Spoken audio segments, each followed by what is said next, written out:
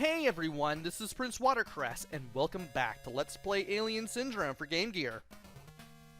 We are in round 3, and this is the hardest one to do so far because of these enemies. These green hopping alien things that shoot their little red projectiles out of their bodies and towards you. And it does track where your current position is when these aliens fire. And because of that, dealing with these guys can be particularly nasty, especially when you combine that with the fact that they move pretty fast and they can hop quite a good distance. If they stop, they're about to fire. Now, these things are the only enemies in the stage, but as I've said before, they're pretty nasty. I started out by destroying the door to the south of where I start, because right then and there I can pick up a couple hostages just like that. The rest of the stage is going to be pretty hard to do. You may have noticed some bottomless pits. There were a few in the previous round, and if you fell into those, you would lose a life automatically. Well, guess what? You'll have to deal with pits again when you go through here as well. In the meantime, though, we have to absolutely make sure that when we fire an enemy, they are a direct threat to us, which, of course, they always are, but you want to make sure that you don't have any enemies near you. And all the way to the west, just south of where the exit is, you'll find a hostage there. Now, this door.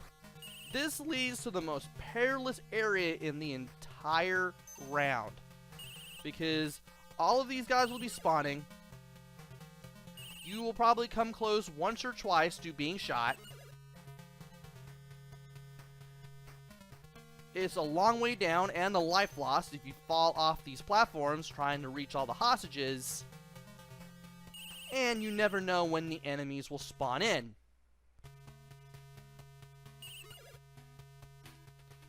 I constantly check my map just to see that I'm going in the right way.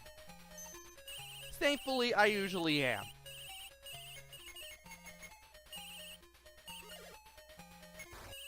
And of course, you have to destroy this door in order to get to the rest of the hostages. And the first one we see will be to our east. There'll be another one in that little spot there to the north. And then we'll have to go all the way west and then go all the way south so we can rescue the last one. Once we do that, we will have all of the hostages in this round. All that's left is to make our way to the exit, hopefully in one piece. It's really easy to lose some lives here, just because of how the sole enemy in this round is. The little green hoppy guys with their projectiles that can track your position. But as long as you just focus and pay attention to what you're doing and what's going on around you, you should be fine for the most part. And as you can see, another near-death experience, but I managed to come out of that okay. And of course, I just make my way to the north and then just beeline to the exit.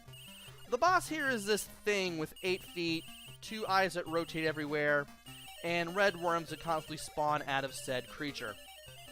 If you have the laser, this is a lot easier to do, because you can just destroy multiple legs at once, and you can constantly and more easily shoot down the eyeballs as well.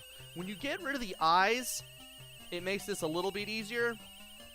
Once you get rid of all the legs, you can just keep shooting at the body until the boss is destroyed. Worms and all.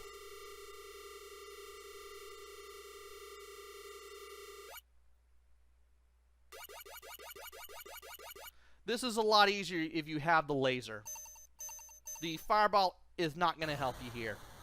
Enemy round 4 is the command room. there is a hostage right next to us at the start of the stage.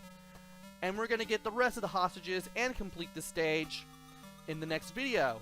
So join me next time when we go through round 4, which is supposed to be the control room, but now has this weird alien landscape aesthetic to it. And then we'll see what's next. Until then, this is PrinceWatercress. Take care, stay safe, and thanks for watching!